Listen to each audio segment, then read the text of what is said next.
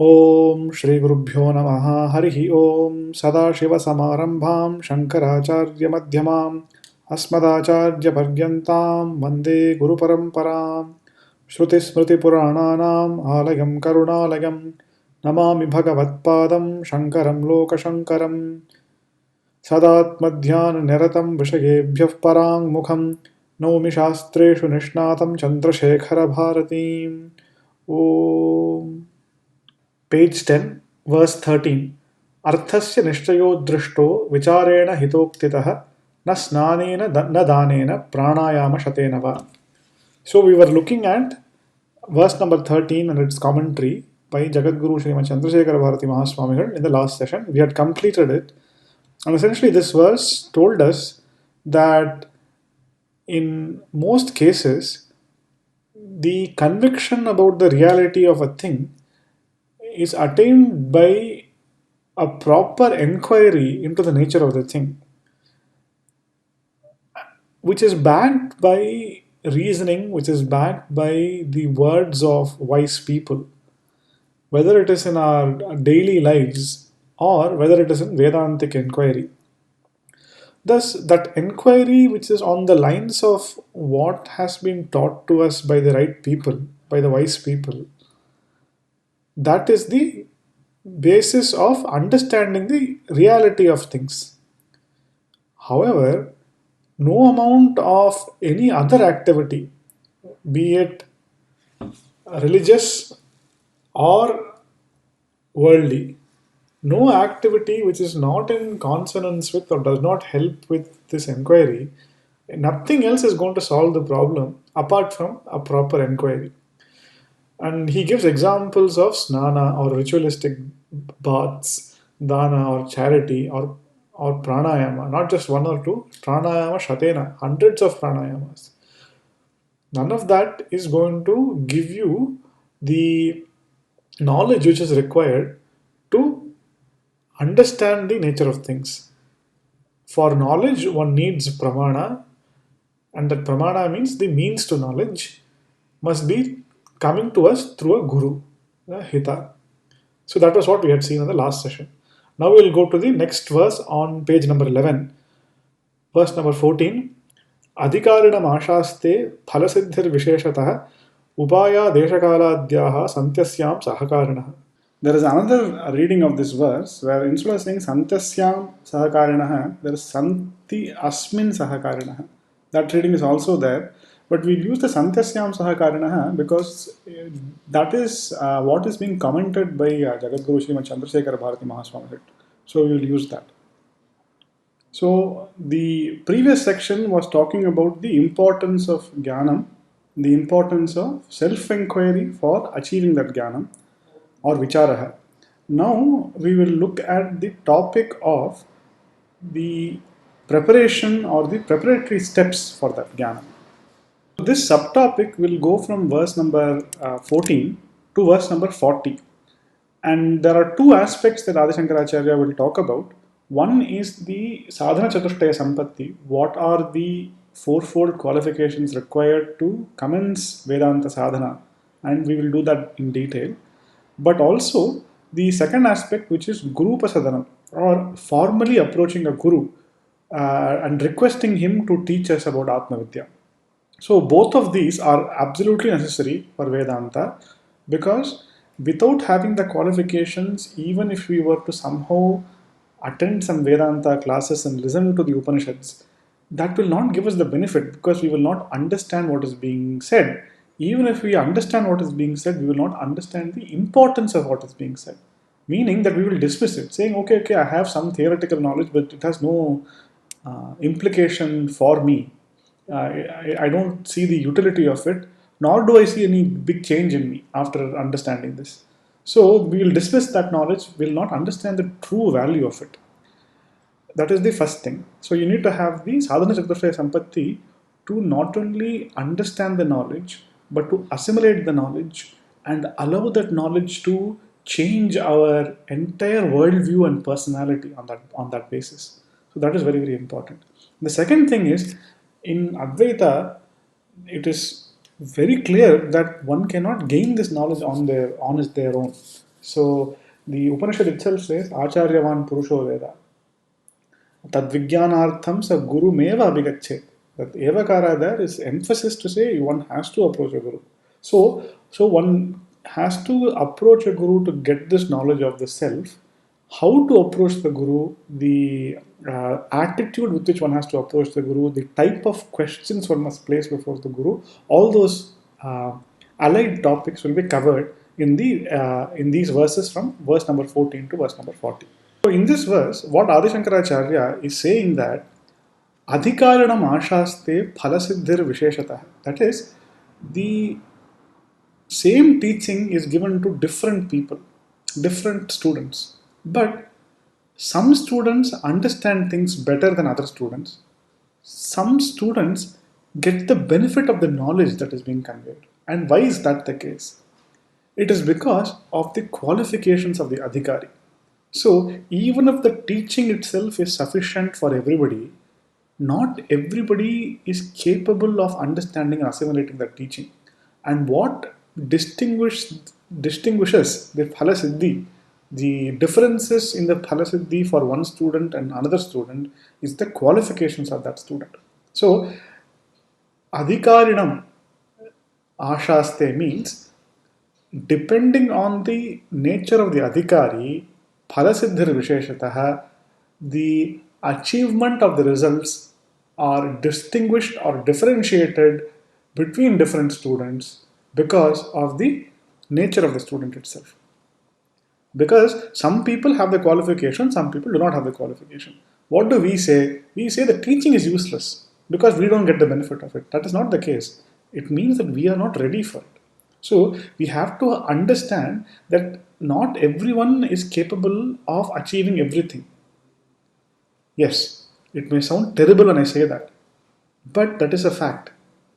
What that means is not that everyone does not deserve it. We are not saying that. We have to be very careful. We are not saying that Advaita Vedanta or moksha is only meant for some people. No, we are not saying that. Everybody's birthright is that moksha. Definitely the case. But not everybody is capable of achieving it in this birth. What is required is a sufficiently purified intellect for one to be able to understand and assimilate that Vedanta. So, therefore, we must not dismiss the teaching because we don't see the benefit of it. We must question, do I have the qualifications? How do I improve myself to be worthy of this teaching? That is what we should try and attain. The Shastra may be great, the Guru may be great, he may be a Shrotriya Brahmanishta, he may be a realized soul. But if the student is totally unprepared for the knowledge, then whatever he does, there is no benefit. In the Upanishad itself, there is a story. Essentially, one student approaches a guru and says, "Please teach me about Brahma Vidya. Give me the knowledge of Brahman." And the guru keeps quiet. So the student again asks, "Please teach me the knowledge of Brahma Vidya." This teacher again keeps quiet. The third time the student asks, "Please give me the knowledge of Brahma Vidya," to which the guru says, "I have been conveying just that. You are not understanding what I'm saying." The real understanding of the self lies only in silence. Upashantoyama Atma. So, we are not qualified to understand Vedanta by silence. At that time, in that yuga, the expectation was that the straightforward way of understanding Brahma Vidya or understanding what Brahman is by observing the witness of that silence. But we are not ready for that yet. So what the Guru is teaching is conveying through that story, or what the Upanishad is conveying through that story, is that the Guru is actually giving the teaching to us, but we are not processing it. So there are radio waves in the air. There are all kinds of television and radio programs that are going in the air, in these radio waves and television waves. But unless you have an antenna, you will not be able to watch those programs or hear the radio program. So we have to tune that antenna. We have to tune our intellects to be ready to receive the teaching. So even if the Guru is a great realized soul, even if it is Paravidya, the greatest of the Vidyas, the highest teaching, if the student is not ready, then there will be no benefit. But if another student is ready and is able to process it, he will get the benefit. So the student should not say, oh, the teacher has given some extra special class to the student who, and therefore he has got the benefit. No, the same teaching has been conveyed, but one is ready, one is not ready. That's what this means. So not only are the qualifications important, also important are the supporting factors. Upayaha means supporting factors. Sahakarinaha means that which is an auxiliary. Now, Sahakarina means that which is helpful, but we're not saying it is absolutely necessary to have. Now, why is it helpful, and what are these factors that he's talking which are helpful for this? He's talking about Desha and Kala. So, Adi Shankaracharya is saying the correct place, location, and the correct time are important supporting factors in the achievement of moksha, in the achievement of phala. Now, why is location and time important? Now, suppose if somebody is given a very, very important, say, a maths problem, it's a very tricky problem, it's very difficult to solve. And suppose you're doing it in the middle of a cricket game. You're watching a cricket game in a cricket stadium and you're trying to solve a maths problem or a physics problem. Now, will you be able to concentrate with everybody shouting and screaming next to you? Clearly not. Similarly, if you have to meditate, you are doing it in the middle of some railway station. Do you think it is possible to concentrate on Ishvara, do meditation in the middle of a very noisy place? To some people who are extraordinarily gifted, who have a great capacity for concentration, yes, for them it is possible, but they are the exceptions, not the rule. The rule is that you everything has its appropriate place, it has its appropriate time also. So Sandhya Vandanam has to be done in just before sunrise, just after sunset, at noon. And when you do it at those times, the exact benefit you will get. Now, if you do that at a different time, it is not to say that the benefit will not come. The benefit will come, but it will be a lesser benefit. So, in that case, there is a specific vidhi to do it at that particular time, so you have to do it. But so let us not use that as an example. Let us use some other example. As I said, the meditating in the middle of a railway station. Now, you may be able to concentrate there, but it is going to be quite difficult for most people. So, therefore, we are not saying that location and space, etc., environment, etc., they can include anything else in the Adipada here. The etc. here can convey anything beyond space and time. So, space, we understand that there is a right place for this, and the right place for Atma Vidya is in the Gurukulam. So, you are at an ashrama, you are at Gurukulam, the teacher is teaching this to you. The surroundings are very, very focused towards, geared towards Atma Vidya, and therefore one is able to concentrate on what the teacher is teaching. No, if you are listening to it on the train to work or in the office or at home and everybody else is like, well, it's a very busy chattering place, one will not be able to focus on it. There are so many distractions, so the mind will go away. So the teacher will say Tattvamasi, but you will be thinking of something else and you would have missed the teaching. So that is what happens. So therefore, if one gets this Atma Vidya in a Gurukulam, it is very good because then that's the fastest way to get Atma Vidya because one is it is the right place also.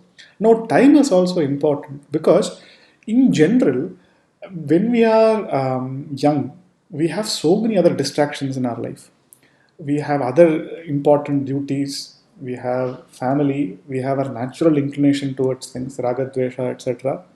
So, for us, for young people, it is very difficult to understand why Atma Vidya or why moksha is necessary. Because unless one has suffered in samsara, one will not have the urge to leave samsara. So if you ask most people, they will say, I know it is quite difficult here, but I'm having, even when there are pains, there are so many happinesses also. Life is just full of happiness and sorrow. So what? I'll be able to navigate it. I don't have a problem with it. I enjoy it. I want to continue this existence as a human being. I want, even if it means that I have to take many, many births, I'll gladly take that. I have no problem. To which we say, very good, tathastu, Ayushman Bhava, may you enjoy in that such a samsara. And until you are ready to say, you know what, this is a problem, I do not want to continue in this, Advaita Vedanta or Upanishads or any guru will not call you and say, no, no, no, come and listen to Advaita Vedanta. No. The student has to realize what is the priority in life. And until he has faced the trials and tribulations that life throws at them, until they have suffered the heat of samsara, the urge for moksha will not come. So the right time is also important. So normally Vedanta, unfortunately, is studied by people who are quite elderly. There's nothing wrong with like studying it when you're elderly. The problem is that there are so many other difficulties at that time. So there is like the ability to concentrate for long periods of time, sitting in one place, listening to the guru. It all becomes difficult with age because there are physical limitations. The body is not under one's control as it was when one is younger. And there are every body will have its own ailments, and those ailments will only become worse with age. And therefore there are lots of physical discomforts that one will have as one ages, and therefore the ability to devote time to concentrate will be lesser, but the mental urge for Advaita will be there, because people who have had the experience of life will be able to say, yes, I understand why people are going to Advaita, I understand what Vedanta, what purpose it serves, because they know what samsara is. What samsara is capable of doing, they know. But it takes time. So it is okay if there are elderly people who listen to Advaita Vedanta. It is okay if youngsters do not listen to Advaita Vedanta. It is okay if nobody comes to Advaita Vedanta. As long as there is one student, that is enough. For that one student, the entire Shastra is available. And the Guru will teach that one student, because people who come to Advaita are very, very, very few in number. So one has to have so many factors going, being conducive for one to come to Advaita itself. So that all the Desha Kala factors have to be appropriate. As the Upanishad says, Pariksha Lokan Karmachitan. One has to examine one's life. One has to examine the priorities of life. One has to examine what Vishaya Sukham actually is. One has to examine what all these sensory things that one is chasing, all these material things that one is chasing, one has to examine the what benefit it gives. And once they have examined all those things, Pariksha Lokan Karmachitan, Brahmanaha Nirvedamayat, one attains Vairagya. One attains dispassion towards those finite goals, and one looks for the infinite goal. So if that takes time, so be it. It is okay. It is fine. At some point, everybody will have to come to Advaita, because moksha is everyone's birthright. It is everyone's final destination also. Everyone will attain moksha, whether this life or the next. One has to make an attempt for it. And for one to make an attempt for it, one's mind has to have understood the problems of samsara. And if that takes time, if that requires the right location, if that requires the right guru, so be it. And that is what Acharya is saying. All these are supporting factors, they are not mandatory. As I said, one may be able to concentrate in a crowded place. One, even when very young, one may have vairagya. So desha and kala may not be appropriate in that instance. But that is a very, very rare thing. The general rule is that it will require a specific location, it will require a specific time, it will require the right environment also. So, with that, we have done an explanation of what this verse means. We can go into the commentary of this verse. So, we'll read from the top of page 11. Tattat karmani samarthasyeva tattat karma phala bhoktritva sambhavat asamarthasya tadayogat bahya desha kaladehe sahakaritva matram antara samarthasyeva phaladayakatvam ityaha adhikaranam iti. So here, Jagadguru Srimad Chandrashekhara Bharati Mahaswamigal is saying every action, the benefit of that action or activity will only accrue to those who perform that action skillfully. So, tattat karmani samarthasyeva means one who has the qualifications for each activity, only such a person will be able to perform the activity in the correct manner, and therefore tattat karma phala bhoktritva sambhavat. Only such a person will be able to be a bhokta or will be qualified to experience the correct results of that activity. Asamarthasya tad ayogat. The one who is not so qualified will not get that benefit and does not qualify to get the benefit, is what he's saying. And then he goes on to say, Bahya Desha Kaladehe Sahakaritva Matram. External factors such as location, time, etc. are sahakaris or supporting factors alone. When we say sahakaritva matram, it means it is not a mandatory requirement, it is a nice to have but not must have. Antara samarthasyaiva phaladayakatvam ityaha. That is, the inner qualifications or the sadhana chatushtayam or viveka, vairagya, mumukshutvam, shamadhi shatkam, they are what is necessary for getting the results of jnana and thus moksha from there. Factors such as desha, kala, the location, the time, etc., are merely supporting factors. They are not mandatory, and therefore, to convey that, this verse has come adhikarina. That is, this verse, this is a sangati or the connection or the introduction to this verse that Jagadguru Srimad Chandrashekhara Bhagavatpada Mahaswamigal is providing. So, with that, we will conclude this session and we will take up the proper commentary of this verse in the next session. पूर्णमदः पूर्णमिदं पूर्णात् पूर्णमुदच्यते पूर्णस्य पूर्णमादाय पूर्णमेवावशिष्यते ॐ शान्तिः शान्तिः शान्तिः